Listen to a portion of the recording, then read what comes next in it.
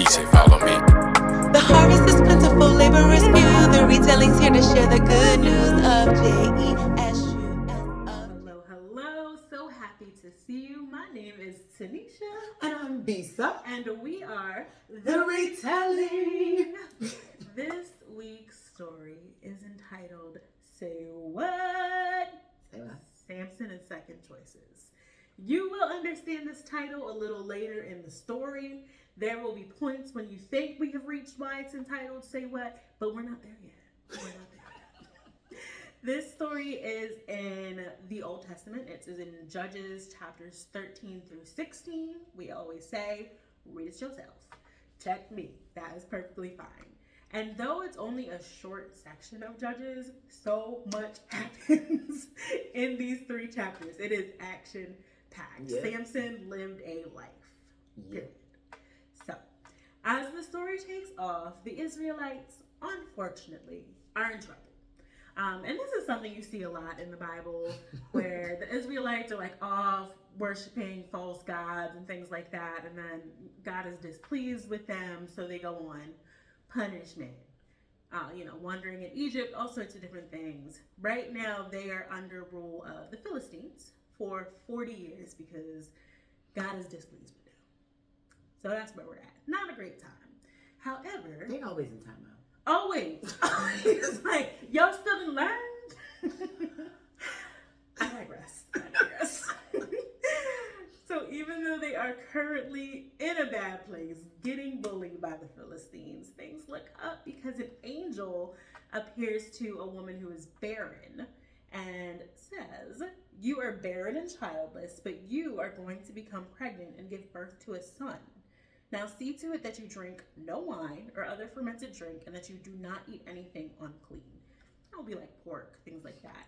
"You will become pregnant and have a son whose head is never to be touched by a razor, because the boy is to be a Nazarite, dedicated to God from the womb. He will take the lead in delivering Israel from the hands of the Philistines." So this woman, and we don't know her name, and it's not necessarily important to the context of the story, but this woman who was barren, unable to have children, now gets this divine message from an angel that she is going to give birth, so she'll be able to have a child, and this child is going to play a crucial role in delivering them and getting them back on track, back in God's favor, where they, would like to remain. That's what we would like to see for them. As a Nazarite, there are kind of responsibilities. There's a way for him to be living. There's a way for Samson to be living. So he's not supposed to eat anything unclean. There are rules about interacting with corpses and things like that, because he is set apart by God. Okay. There we go again, that word. Set of words. Set apart. 2 words. Set apart. Now, however, Samson, like many of us, has some vices. And a big one for him is the women. The ladies. Relatable. But with men. All right. I mean, on the flip side of that. Yes, like I think we've all been in periods in our lives where we're boy crazy, girl crazy, what have you. But when it comes to the ladies, Samson cannot keep his head on straight. So Samson finds a woman, and he's very interested in her. He tells his father, like, I have to be with her. I want to be with her. And she is, of course, a Philistine. Of course. I'm sure. She's a Gentile. Yes, she's a Gentile. I'm sure his daddy is like, 12 tribes. And you, okay. All right. Right. You got 1, 2, 3, 4, 5, 12 to choose from. Like, all right, Samson. Okay. So he says, he's not going in any other direction. It has to be this woman. He's absolutely in love with her. So dad is like, all right, that is what we are going to do. So they go to Timnah, I believe is the pronunciation of the city, which is where this woman is, so they can kind of start the process of being married. Like, there's supposed to be a feast of 7 days and all sorts of different things. So they head on their way there. Dad and mom kind of begrudgingly, because why are you not marrying an Israelite? What have you? On the way, a lion comes out of nowhere, and I don't know that it necessarily attacked Samson. Like, it doesn't read like that in the Bible, but a lion comes across him And he's like wandering on his own. So even though he's supposed to be journeying towards this woman with his parents, he's on his own for whatever reason at this point.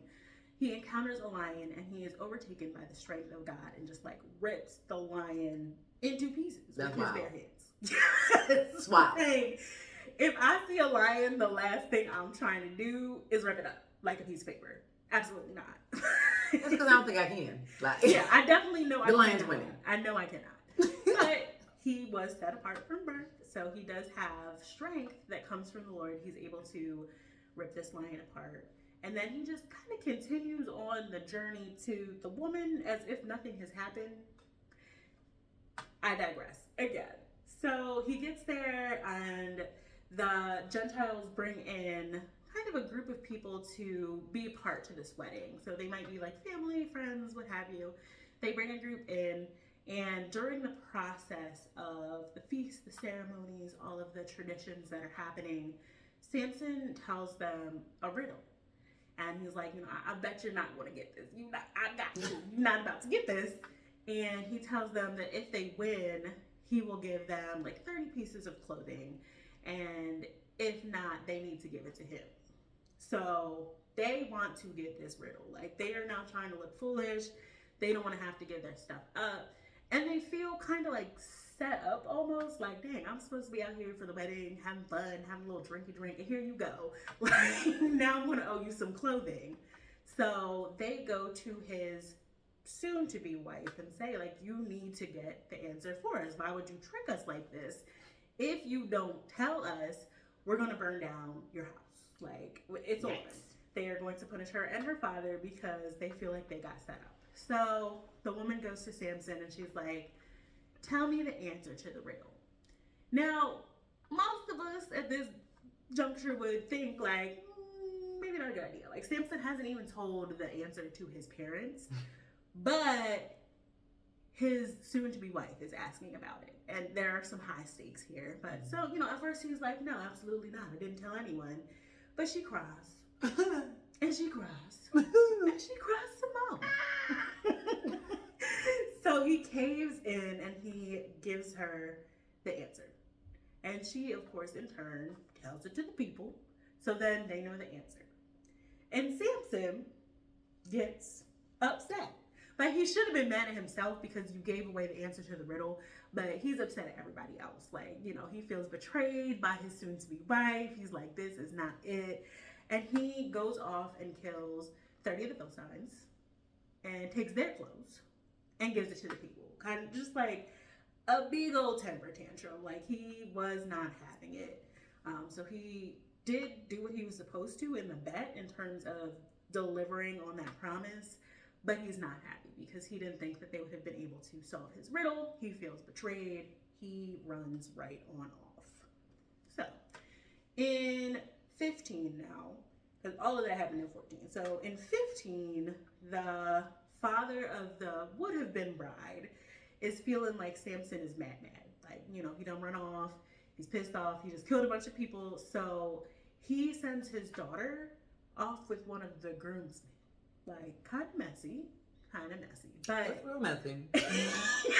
Listen, there is drama in the Bible, okay? There's drama. Yes, big time. Like, I don't know what led him to believe this was a good idea, but he sends her off with the groomsmen because he feels like Samson hates her because she did the betrayal, what have you. Samson, I don't know how long he takes to cool down and try to get his head straight, but he comes back thinking that this is still going to be his wife, and the dad is like, oh, you thought? Sorry. Yeah, like, she has been given away to the groomsmen. So he's mad again, and dad is like, maybe you can marry my other daughter. Like, she's even prettier. You're going to like her better.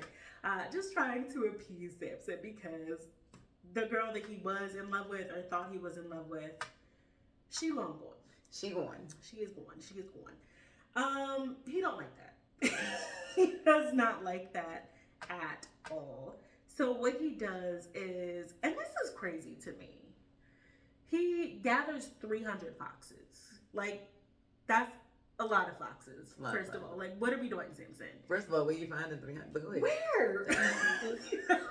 He ties their tails together. So he ties them into pairs of 2, and puts a torch with them and lights them on fire and sends them out so they burn down all of the crops. Like, I thought I was petty. Patty. No, baby. Yeah. Apparently, apparently I'm not based on this. And this was like his revenge, because why would you give my wife away? I'm mad about it. Exactly, but I'm like, he just killed 30 men. Why would you give his wife away? Like, he just got mad over a riddle, and you just gonna give his whole wife away? Like, okay.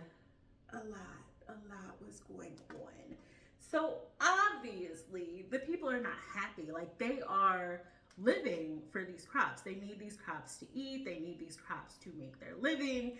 And Samson went ahead and burned up these foxes and made a whole mess. And they want revenge. Like, basically, they want to bank him. They want to jump him. However you say it. Yeah. Your culture. A bunch of them want to fight him. So a big group of the Philistines goes to Judah, and they like tell him, they say what he done did, and they're like, we want Samson. Like, yeah, we finna let loose. Yes, period. It's about to be on. And the people of Judah, they don't want no smoke. Okay, like Samson might be starting fires, but they want no smoke. They don't want to be involved. They know that they are not the people in power in this particular society, and they go to Samson and they're like, we gonna have to turn you in. Like, respectfully, you done what you did, and we gonna have to turn you in. Yeah. And Samson kind of makes an agreement with them, so he asks them to tie him up, but not kill him. And they're like, that seems fair. We can do that, but you and all your mess are gonna have to get out of here because we don't want any problems. So they tie him up, they deliver him over, and then in chapter 14, verse 14, as he approached, the Philistines came towards him shouting, the Spirit of the Lord came powerfully upon him. So every time he was about to have like an act of strength, it's the Spirit of the Lord comes upon him. The ropes on his arms became like charred flax, and the bindings dropped from his hands.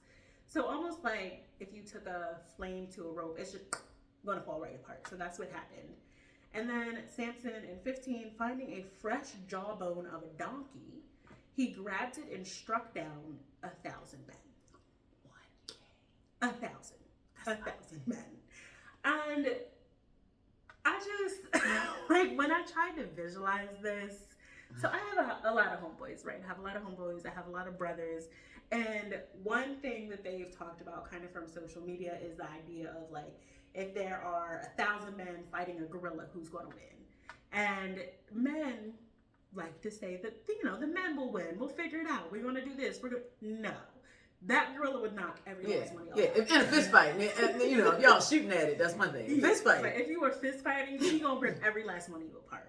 So I think about that. Like, Samson with this donkey's jawbone just going at everyone. Like, if you were the last 10, how would your feelings be hurt? I wouldn't have been there. That's number one. Well, I would have fled. But it makes me think, like, I see like those movies. And it's the Spirit of the Lord, so they weren't going to win, no way. But you know how you ever watch movies and you have the main guy fighting, right? Let's just say the Jackie Chan, and there's 10 guys, but they keep running at him one by one. They never just bum rush him all 10. And I be looking like, did you not just see dudes 1 and 2 get, like, why are we, come on. why, but pride. Maybe you think you the stronger one. I don't know. But I'm guessing, I don't think they went at him all 1K at a time. I feel like it was probably like 1 or 2 at a time, maybe. Yeah. That's how I see it. And but, one by one by one by one. Times 1,000. Yeah. So that is what happened. And then after this huge miraculous act, which could only have happened by God's grace, Samson gets dramatic. So Samson is thirsty, right? You just killed 1,000 men. It makes sense. Tired. Yeah, drink. I get it. You need some water. You need to be replenished.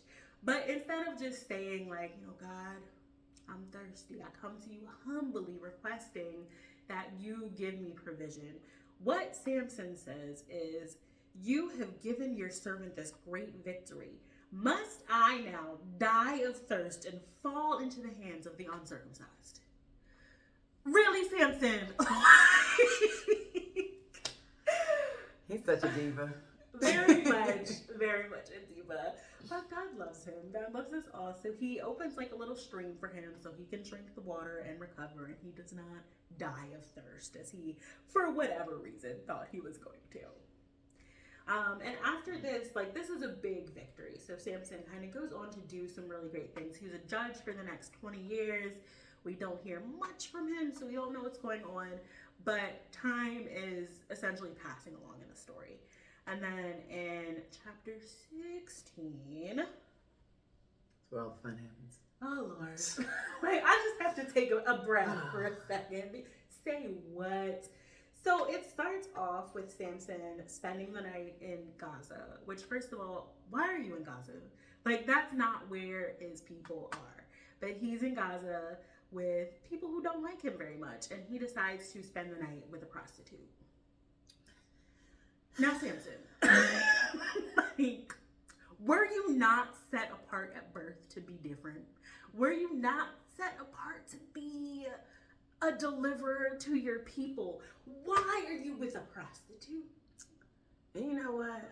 It's so easy for us to judge Samson, but we done some ridiculous things too. Dumb. But I was definitely judging. I was definitely judging him. And then you feel the Holy Spirit be like, and I'd be like, yes, okay. I'm not judging him.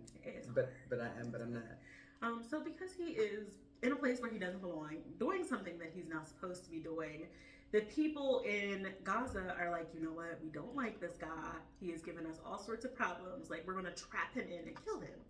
And in this time, cities had like huge walls going around, gates.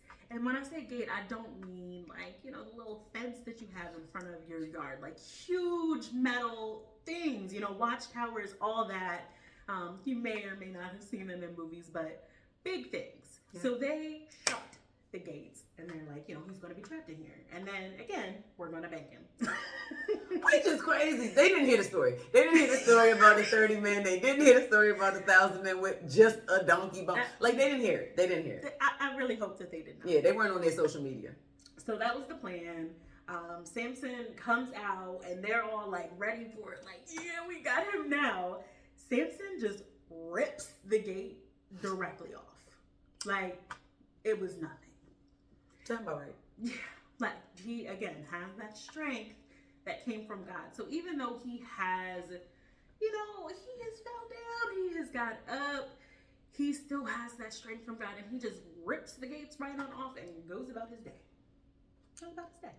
So the people are realizing that Samson does have a weakness. They don't know that if his hair is cut off that he would lose his strength, but they realize that he has a weakness, and that weakness is women. He can't stay away from them. The ladies.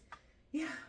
And again, I'm sure that is something that a lot of us can relate to, that we have just looked for love in all the wrong places. So Samson meets Delilah. And again, he falls in love with her. And the Philistines realize that they can use Delilah to get to him because he has this thing with women. So they, you know, kind of go to her and they're like, hey, we need you to find out how we can beat this man. And she's not really interested. She's kind of like, well, what you gonna do for me? So they offer her money and she's like, bet. Got you. Yeah, so again, Samson thinks that he's in love, she's in love, all is good and good. It's not. She's ready to betray him for, I was gonna say the dollar bills, but you know, that wasn't the currency, but you get what I mean. You understand. So just a little coin, little change, little coin. Some coins. So that's exactly what's happened. So in 16:6, Delilah said to Samson, tell me the secret of your great strength and how you can be tied up and subdued. Red flag. Like, I could maybe see if she said, you know, Samson, how are you so strong? But to specifically say, how can you be tied up and subdued? Like, that was very specific. Yes. It was too specific. Nothing in you said, I don't know about that. He thought she was getting kinky. I don't know what he thought. I don't know what he thought, what good he thought was going to come of it. And maybe he thought that something wasn't right because he lies to her. So he lies to her. In the first two lies, he says that if he's like tied up a specific way or if the ropes are new, but she actually goes through with these things. Like she ties him up with brand new rope and she says, "Oh, Samson, the Philistines are coming," and they're all like hiding in the room ready to get him. And he pops up out of bed and just breaks the bonds because that's not the secret of his strength. That's not the secret sauce. It's not it. But again, after this happened one time, you would think that Samson would be like, okay, she really is gonna kill me. She plotting. Maybe Delilah ain't it.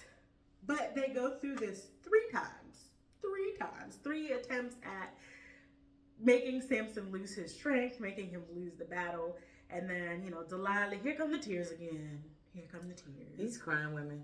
Yes, she's like, you don't even love me. You have me looking stupid. Like, you won't tell me the source of your strength. So Samson, who cannot deal with the lady tears, goes ahead and tells her that he is a Nazarite and he has never had a haircut and his strength is within his hair. Now, what do you think happens next?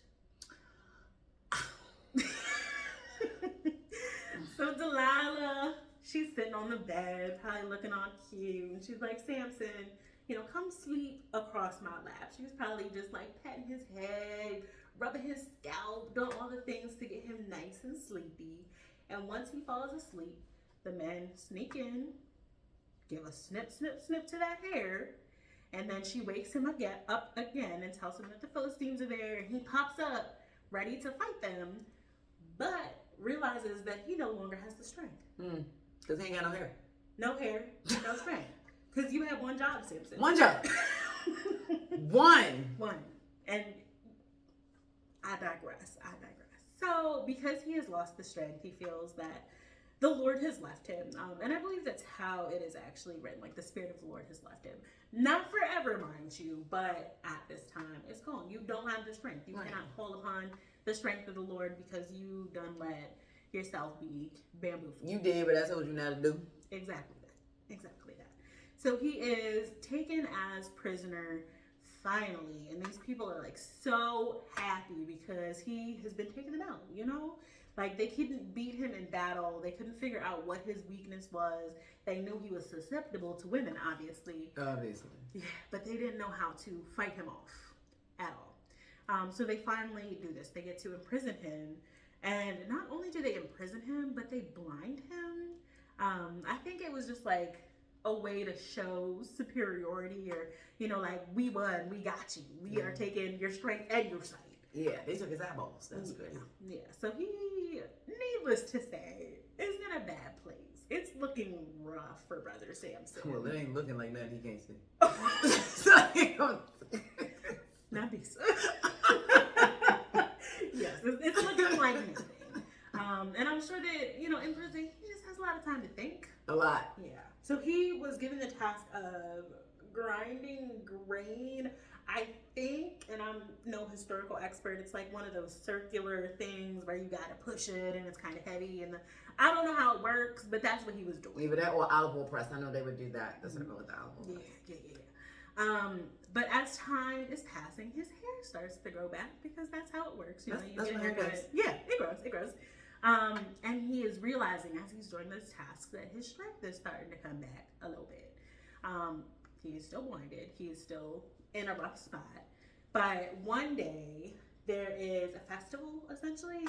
I don't know what the Philistines are celebrating, but they bring him out and they just want to mock him. Like, they just kind of want to parade him around, like, look who we got. And they want him to, like, kind of jive and dance for them and embarrass him because humiliation is, like, all a part of it.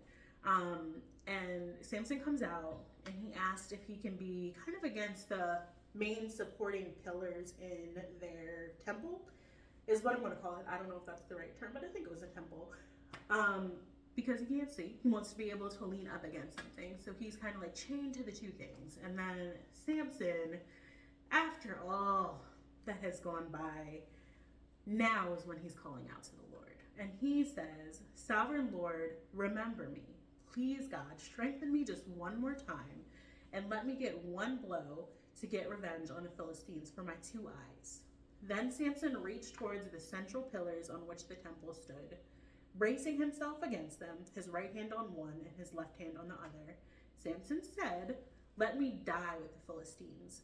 Then he pushed with all his might, and down came the temple, on the rulers and all the people in it.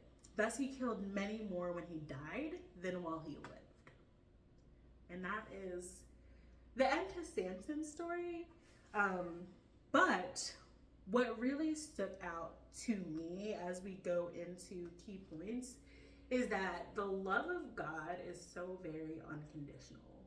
Like, he had a purpose for Samson, and he sees Samson out here tripping, like hanging with prostitutes. The lion that he pulled apart, he went back to and like pulled honey out of it. You're not supposed to be touching corpses, Samson. What are you doing? Just doing all sorts of things. But when Samson cries out to him, when Samson is probably what's his lowest point, God hears him and God grants him that. So even though he loses his life in this process, like, it's what he wanted to happen, because he wanted another feat of strength. He wants to continue to help the Israelites, and this was his best chance, and God granted that for him. So it makes me think a lot about the fact that God just loves us so much. And thank God, because we all do stupid stuff. Yeah. Child. Yeah. I'm probably gonna like go do something stupid tomorrow. So I don't know that I can talk. As much as I love to, Samson, what were you doing? Right. I as well. Right. Right. Do stupid things. And I'm so grateful that God forgives and still has a plan for us. Something else that I really thought about with this story is that God has a purpose for us all, but it's not necessarily going to be smooth sailing. And because we have free will, our choices do matter. Like, Samson's life could have been so much different if he stuck to his Nazarite vows and followed the Lord. But there were some ups and downs because he wanted to do things the Samson way and not always the God way. So God, he has plans for us, but we still need to be sure that we are following said plans. Like, we need to be in the Word. We need to be praying. We need to be working on our relationship with God and chasing after him to see those things come to fruition. Like, we absolutely can block our blessings. Yeah. That is real. That is real. Also, like, as I was reading it, I thought, Samson doesn't have any friends. And in the way that, like, we, in modern day, if you see someone continually making bad decisions, you say, like, oh, he doesn't have any homeboys, she doesn't have any homegirls, like, no friends. Ain't nobody out here trying to save her life, save his life, Nobody. Nobody told you. So he might have had friends, but he didn't have friends. So it matters who we surround ourselves with. Like, as a believer, it's okay to have friends that aren't believers. We have people in our lives that we love, and we might even be able to move them towards God and let them see the goodness of God. But we need a core group of friends who are believers, who are going to hold us accountable. A core group that we are in the Bible reading together and kind of bouncing ideas off of each other and just encouraging each other to continue growing in the Lord. We need that sense of community. The church. We need small groups, Bible studies, what have you. Because if we are surrounded by chaotic friends, slowly but surely we are going to make some chaotic choices. That's just how it works. We are already in the world, so we have the ways of the world all around us. So we want to surround ourselves with God-fearing people so we can be molded like God. God didn't walk this world by himself. He had the disciples with him. So if even Jesus had some good friends. And he had a core group. Like, everybody can't be your bestie. Listen, you can't have 50 left besties. That's right. So he had the 12 disciples, but then they were the core three, right? James, John, and Peter. Like, he was like, I'm hanging out with you guys. But when he really needed to go deep, when he really needed to process some things, who'd he call on? James, John, and Peter. Yeah. Like, you can have many friends, but you have a small group that you can really, really just count on. Absolutely. And it's okay. Not your mama, what your mama told you, not everybody is your friend. Correct. Like, let them know. Yeah. You were right. You was right. Absolutely. Yeah. Not everybody is your friend. And that's okay. Because you can be friendly, but not friends. But not friends. And you can be friends, like I said, with non-believers, because I do think that, we're called to share God's light. And in my interactions with non-believers, I'm definitely going to talk about the goodness of God. Like, one thing about me, I'm not going to stop talking about God. So, it does something to have that relationship and have someone in your life that you see is filled with the Holy Spirit. It looks a certain way, even for a non-believer. Like, people sometimes say to me, like, you just have something in you, and I'm like, yeah, that's God. You can call it charm, you can call it spunk, you can call it whatever you want to. That is God, and you can have him too. Right. He's here for you too. Yes, absolutely. And then just another thing that I thought about overall is that failure doesn't define us. Like, there are consequences for actions. Yes. The story starts off with consequences. The Israelites are in trouble for 40 years. And 40. Yeah, 40. 40. That's a long time. They keep getting tested. That is the testing / trial period.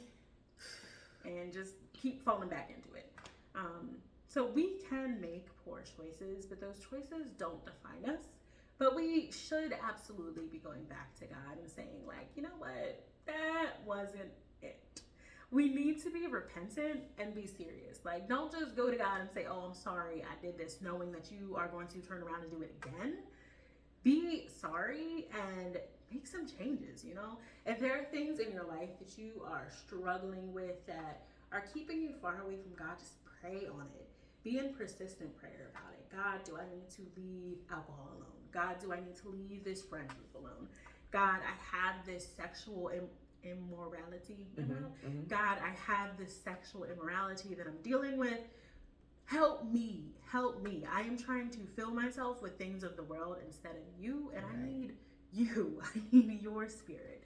So it's okay. Like, you are not a failure, even though we all fail at some point.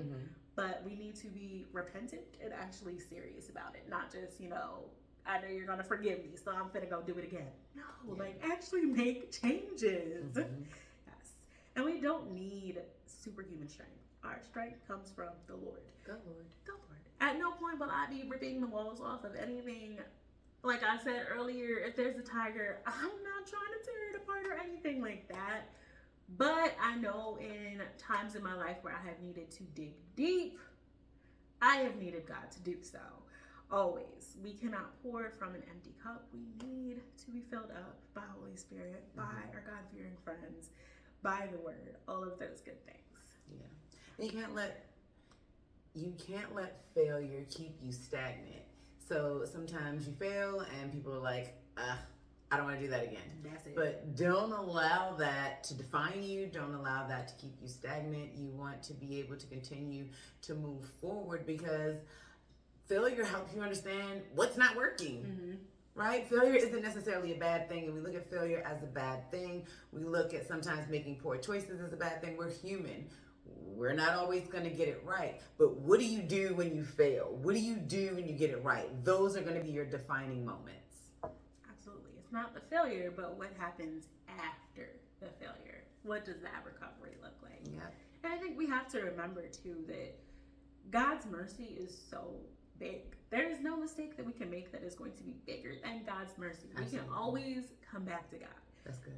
Unfortunately, we often wait until things are looking real bad to come back to God. But we can, and He's going to forgive us because He loves us. Yes. He loves us. In Romans 8:28, I read, and we know that in all things God works for the good of those who love Him, who have been called according to His purpose. So with this story of Samson, I thought a lot about purpose, because Samson was born for a purpose, to help deliver the Israelites. And he fell off at certain times, but ultimately throughout his life, God had him. He helped him take his enemies down, even in the very last moment when it seemed like things were never going to get better for him. So I just want you to remember that God does have a purpose for you in your life.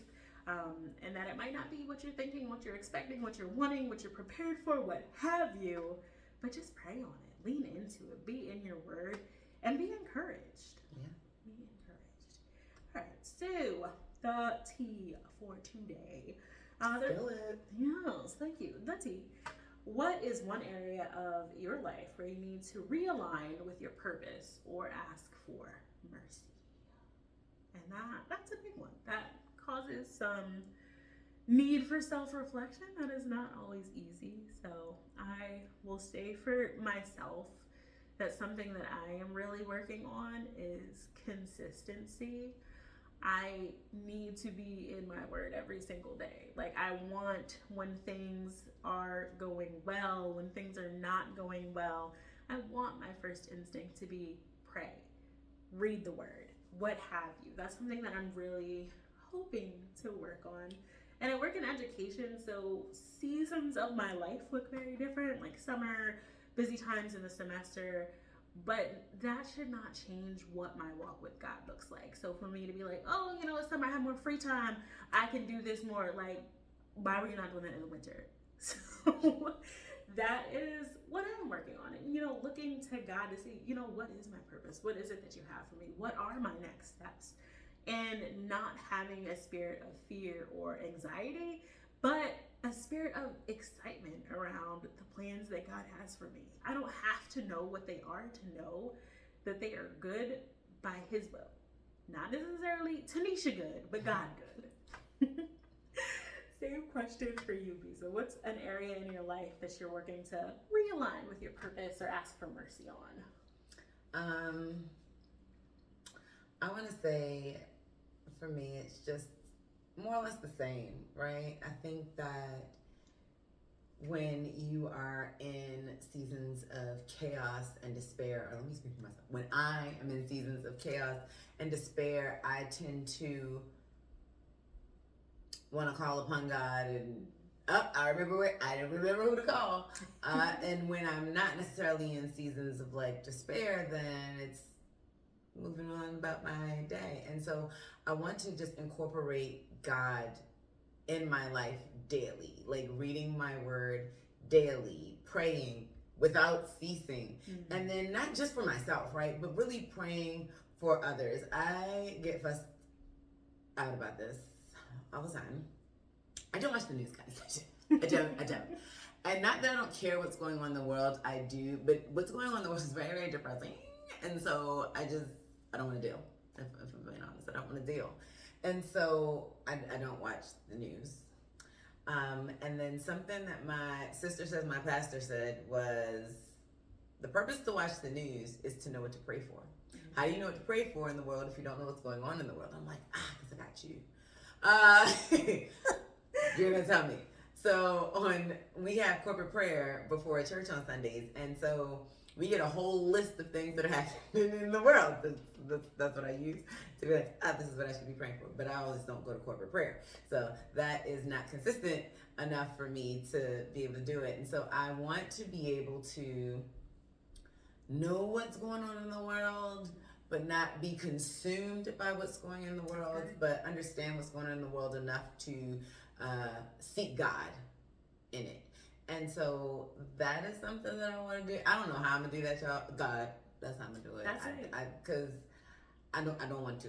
If I'm being completely honest, I don't want to. It is super, super depressing, and I think we have normalized seeing death and normalized some of the things that's going on in the world, that we're so desensitized to those things. Like, another person died, West Baltimore. Another person died, Gaza. Like,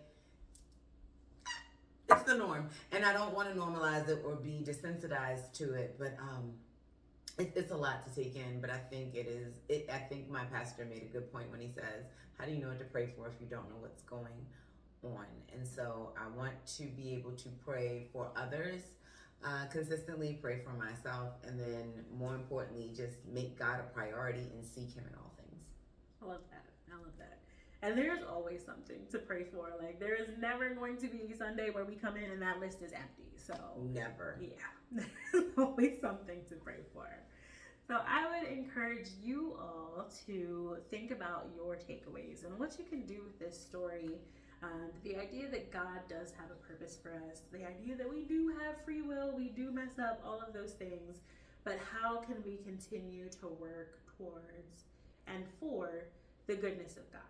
What are areas in our lives that we can improve in? How can we show our loyalty and faithfulness to God? How can we show our loyalty and faithfulness to God and just continue to seek Him and want His will to be done over our life? And if you feel so emboldened, please feel free to comment where this takes you, what you're thinking about. We would love to hear from you.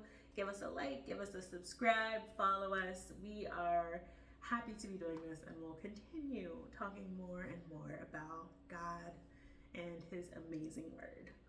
Thank you so much for being here with us today. Bye.